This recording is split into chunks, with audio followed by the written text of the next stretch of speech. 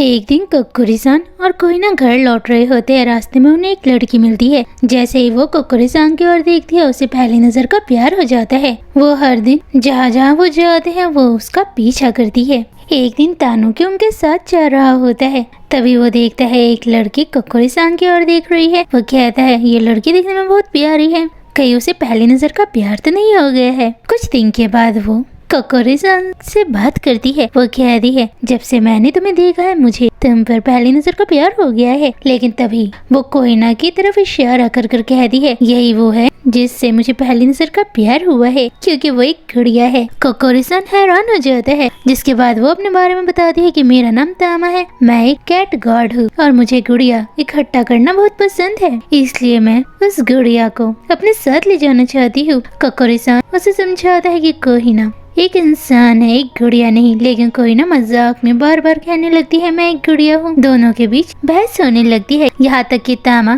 कुक्कुरी-सान से कोहिना को छीन लेती है और उसके साथ खेलने लगती है। इतने में इनुगामी और तानुकी भी वहाँ आ जाते हैं। वो भी बहस करने लगते हैं। बाद में तामा चालाकी से कोहिना को अपने कैफे में ले जाती है, जहाँ उसने बहुत सारी गुड़िया बनाकर रखी है। इनुगामी और तानुकी कोहिना को इंस्टेंट नूडल खिलाते हुए उससे बातें करते हैं, लेकिन कोहिना बिल्कुल भी जवाब नहीं देती है। तभी कुक्कुरी-सान वहाँ आता है और कहता है क्या तुम्हें सच में लगता है कि ये कोहिना है? जब वो ध्यान से देखते हैं तो समझ जाते हैं कि यह असली कोहिना नहीं बल्कि उसकी एक गुड़िया है। वो तामा के कैफे में जाते हैं, उसे बचाने की कोशिश करते हैं, लेकिन कैफे के बाहर एक जादुई बैरियर लगा होता है जिसकी वजह से वो अंदर नहीं आ सकते हैं। कोहिना जब पहली बार तामा के कैफे में पहुंचती है तो शुरुआत में उसे वह जगह थोड़ी अजीब सी लगती है। तामा का व्यवहार भी उसे अलग सा लगता है, इसलिए कोहिना घर वापस आना चाहती है, लेकिन तामा उसे रोकते हुए कहती है अगर तुम यहाँ रहोगी तो तुम्हें रोज खाने में इंस्टेंट नूडल मिलेगा। यह सुनकर कोहिना मान जाती है और एक गुड़िया की तरह शांत रहकर वह रहने के लिए तैयार हो जाती है। जैसे ही कोहिना इंस्टेंट नूडल खाने के लिए बैठती है वह कप खोलती है, अंदर नूडल्स की जगह आइसक्रीम निकलती है। यह देखकर वह थोड़ा कंफ्यूज हो जाती है, लेकिन फिर भी वो उस कप में गर्म पानी डाल देती है। यह देखकर तामा पूरी तरह हैरान हो जाती है, क्योंकि आइसक्रीम में गर्म पानी डालना बिल्कुल अजीब है। उधर कुक्कुरी-सान, इनुगामी और तानुकी कैफे के बाहर पहुंच जाते हैं। वे कैफे के बाहर हमला करना शुरू कर देते हैं ताकि किसी तरह अंदर जाकर कोहिना को बचा सके। फिर भी वो अंदर नहीं जा पाते हैं। इनुगामी गुस्से में अपना लैपटॉप निकालता है और उस पर सर्च करने लगता है कि कैसे तामा के कैफे के अंदर जाया जा सकता है। वो उसके कैफे को कम रेटिंग देते हैं ताकि उसका कैफे बिल्कुल न चले और कोई भी उसके कैफे में जाने के बारे में सोचे ना। अंदर तामा धीरे धीरे कोहिना से बहुत सारे काम करवाती है और उसे उसकी पसंद का इंस्टेंट नूडल्स भी नहीं खाने को देती है। धीरे धीरे कोहिना बोर होने लगती है। तब कोहिना को कुक्कुरी-सान, इनुगामी और तानुकी की याद आती है कि वहाँ वो अपनी मर्जी से रह सकती थी और खेल सकती थी, यहाँ तक कि वो उससे घर का कोई भी काम नहीं करवाते थे। इसलिए कोहिना एक दिन तामा को बेवकूफ बनाकर वहाँ से भाग निकलती है। सब लोग घर वापस जाते हैं। तभी कुक्कुरी-सान को एक रहस्यमय डब्बा मिलता है जिस पर लिखा होता है इसे मत खोलना, लेकिन कुक्कुरी-सान उसे खोल देता है और अचानक वो अपने लड़के वाले रूप में बदल जाता है। वो बहुत कोशिश करता है लेकिन वो लड़की से लड़का नहीं बन पा रहा होता है। अब वो परेशान हो जाता है। वो कहता है अगर मेरे इस बारे में इनुगामी और तानुकी को पता लगा तो वो मुझे परेशान करेंगे। कुछ देर के बाद इनुगामी और तानुकी भी वहाँ आ जाते हैं। तानुकी तो कुक्कुरी-सान के नए रूप को देखकर उसका दिल आ जाता है, क्योंकि वो इस समय लड़की के रूप में है।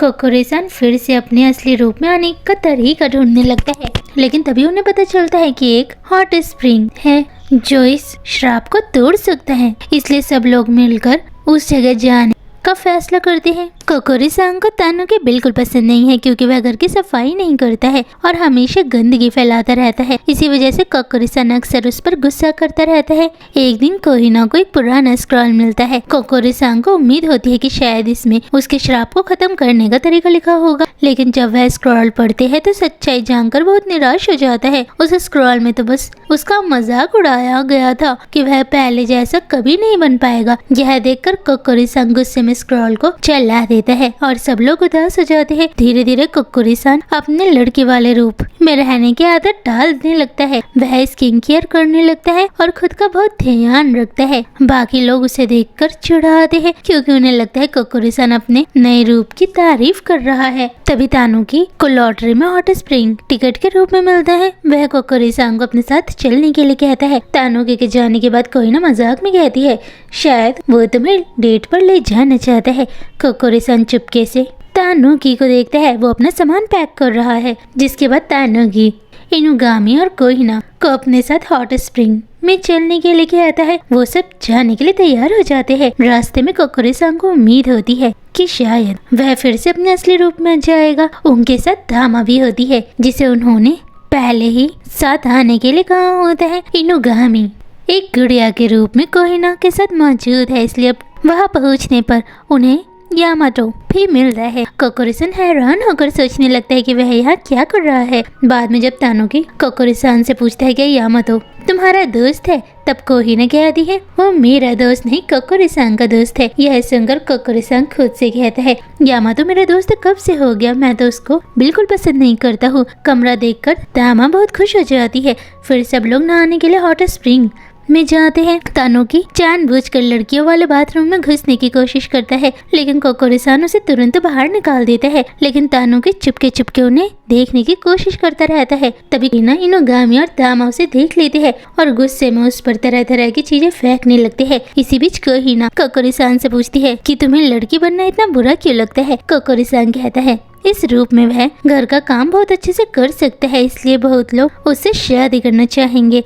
लेकिन इनुगामी और तामा ऐसे दिखाते हैं जैसे उन्होंने उसकी बातें सुनी ही नहीं। उधर यामाटो और तानुकी आपस में दोस्ती करने लगते हैं। थोड़ी देर बाद तामा हॉट स्प्रिंग में चले जाती है, लेकिन तभी कुकुरी-सान को पता चलता है कि यह हॉट स्प्रिंग उसके श्राप को ठीक नहीं कर सकता है। यह सुनकर वो फिर से उदास हो जाता है। रात में जब सब लोग आराम कर रहे होते हैं, तब तानुकी कुकुरी-सान का पीछा करते हुए बाहर चले जाता है। वह कुकुरी-सान को खुश करने के लिए उसे एक दुकान में ले जाता है। उधर कोहिना और इनुगामी चुपचाप उसका पीछा करने लगते हैं। इनुगामी तो सबूत जुटाने के लिए कैमरा तक ले जाता है। कुकुरी-सान बहुत सारा सामान खरीद लेता है। तानुकी उसकी मदद करने की कोशिश करता है, लेकिन कुकुरी-सान को लगता है कि वह फ्लर्ट कर रहा है, तो वो उसे मना कर देता है। जैसे ही उन दोनों के बीच किस होने वाली होती है, श्राप की शर्त पूरी हो जाती है और कुकुरी-सान अचानक अपने असली रूप में आ जाता है।